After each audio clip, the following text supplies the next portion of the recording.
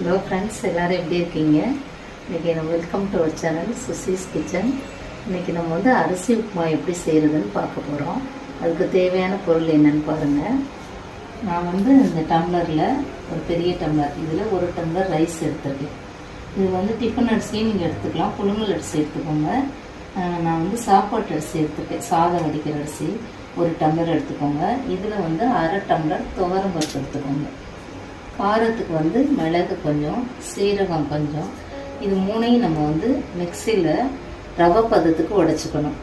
உடைச்சிட்டு அதுக்கப்புறம் நம்ம தாளிக்கிறதுக்கு மிளகாய், கடுகு, உளுந்தம் பருப்பு, கருவேப்பிலை, உப்பு, பெருங்காயம் இதை போட்டு நம்ம எப்படி செய்ய போகிறதுன்னு பார்க்க போகிறோம்.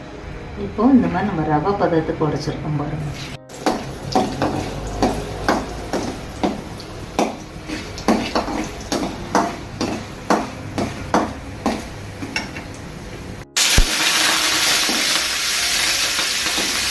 நம்ம கருவேப்பிலை போட்டுக்கலாம். இப்போ நம்ம அளந்தோம் இல்லையா, இது உடச்சி பார்த்தோம், மிக்சியில் பொடி பண்ணோன்னா அளந்து பார்த்துக்கோங்க. 2 டம்ளர் இருக்குது. 2 டம்ளர் இதுக்கு ரைஸ்க்கு வந்து நம்ம பொடிச்சது வந்து 6 டம்ளர் தண்ணி விடணும்.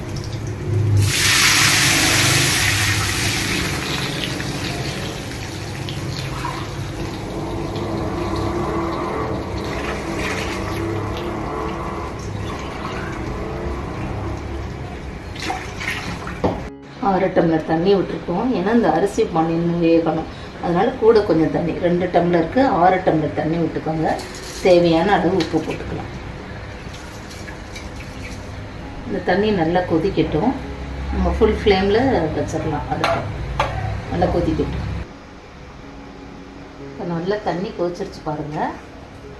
நல்லா கொஞ்சம் கொஞ்சமாக இதை ஊற்றி போட்டு நல்லா சிம்மில் வச்சுக்கோங்க.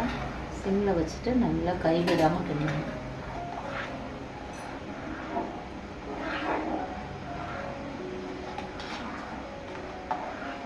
இதை நல்லா கிண்டி விட்டுக்கோங்க. ஒரு 10 மினிட்ஸ் அல்லது 15 மினிட்ஸில் இது வந்துடும்.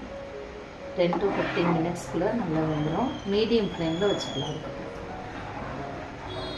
அப்பப்போ வந்து கொஞ்சம் எண்ணெய் விட்டு நம்ம கிளறணும்.